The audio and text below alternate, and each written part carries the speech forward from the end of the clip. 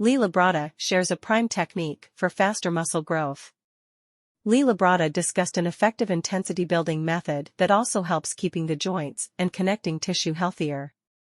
The human body can achieve huge feats of strength, endurance, and athleticism. But no one can beat time, and with growing age, recovery and progress become relatively difficult.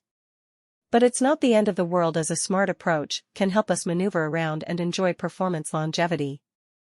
In a recent video on his YouTube channel, Lee Labrada shared essential tips to improve performance. Lee Labrada is a retired professional bodybuilder who competed in the 1980s and 1990s era of bodybuilding. He is considered among the greatest bodybuilders that never won the prestigious Mr. Olympia title. However, his greatness can be measured by the fact that he finished in the top 4 at Mr. Olympia for 7 consecutive years and won 22 bodybuilding titles, including the IFBB Mr. Universe.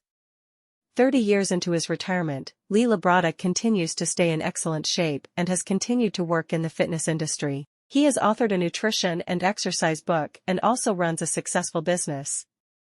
The 63-year-old has a strong social media presence and routinely shares bodybuilding knowledge through his YouTube content. Lee Labrada explains the benefits of continuous muscle tension for sustainable growth. In a recent video on his YouTube channel, the veteran bodybuilder highlighted the limitations of traditional intensity techniques like superset, increasing weight, and shorter rest periods between sets. For instance, it's not possible to indefinitely increase the amount of weight. Non-sustainable increase in weight can also lead to training injuries and long-term joint damage. The 62-year-old then addressed an effective method to stimulate long-term muscle growth and conditioning that is also sustainable and carries the least risk of injury: the continuous tension method. When we look at muscle physiology, muscle contraction is all about cross-bridging or two key proteins, actin and myosin. When training, we want to stimulate as much cross-bridging as possible in the targeted muscle in order to stimulate growth. Labrada said that by moving the weights slowly in the positive, concentric, and the negative, eccentric, parts of an exercise, you can increase the training intensity while minimizing the risk of training injuries. Try this working to failure for a set and you'll see what I mean. It improves the mind and body connection. Increased intensity calls for reduced volume.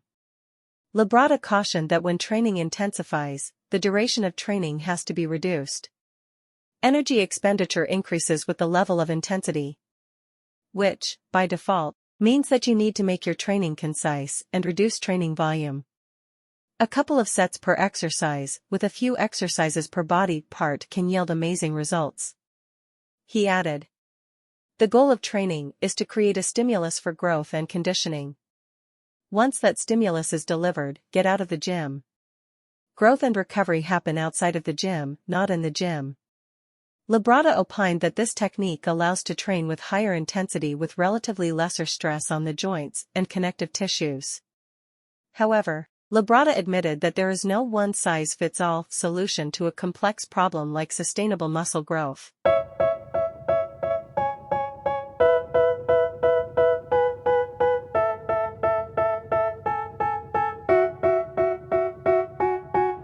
They tell me that I'm never gonna make it. They want me to do something that could make sense. They hate when I keep dreaming I'll be famous, but I don't give a fuck, I'ma keep chasing. I got all this potential that's deep inside of me, but they hate when you're successful cause they try to be. They sit there being judgmental because you're trying things, and they just want you to settle and do the right thing. So get a good job, don't slack off. Wake up every morning, make a good impression on your boss. Don't do anything that I wouldn't do, and when you're making money, make sure you don't spend it too soon. Fuck that, I'll do what I wanna do. I got a different path from everyone, and that includes you. Who are you to tell me how to live life? In these times it feels like nobody is right, yeah. So I'ma figure out what else we succeed, and then invest all of my time into that and proceed. I need whatever the hell could make me happy, and I don't think you have a clue what could that be. They tell me that I'm never gonna make it. They want me to do something that could make sense. They hate when I keep dreaming I'll be famous, but I don't give a fuck, I'ma keep chasing. They tell me that I'm never gonna make it. They want me to do something that could make sense. They hate when I keep dreaming I'll be famous, but I don't give a fuck, I'ma keep chasing. I think this life could be special if I get rid of the devils. They think that I am a rebel, I think they want me to settle. There's nobody on my level, they think that work is too stressful. I think that work is essential, the grind is all in your mental. And I don't think you understand what I'll go through just to be in control of my life soon.